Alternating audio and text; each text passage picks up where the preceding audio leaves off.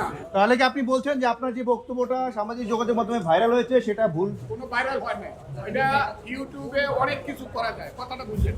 আমার সমস্ত বক্তব্যটা আপনার ওই নিচে হেডিং দিয়া ফজলুর রহমান বলেছে ইউনুসকে দেশ থেকে, এগুলা তো হইতেছে এই দেশে। এই বক্তব্যটা আমার টোটাল বক্তব্য কোথায় কখন দিয়েছি বলেন? যদি আমি অন্যায় করে থাকি, দেশের বিরুদ্ধে বা দলের বিরুদ্ধে বক্তৃতা করে থাকি, এটা আমি দলকে উত্তর দিই। এখন দেখুন। আচ্ছা, আমি এক লাইনে যদি আপনার বক্তব্যটা বুঝে থাকি, আপনি বলেছেন এরকম কোনো বক্তব্য আপনি দেননি, আর একই সাথে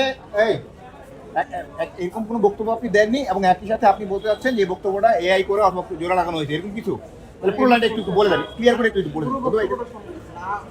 পুরো বক্তব্যটা Yes, আমার বক্তব্যটা সামনে আইন না আপনার বাজার।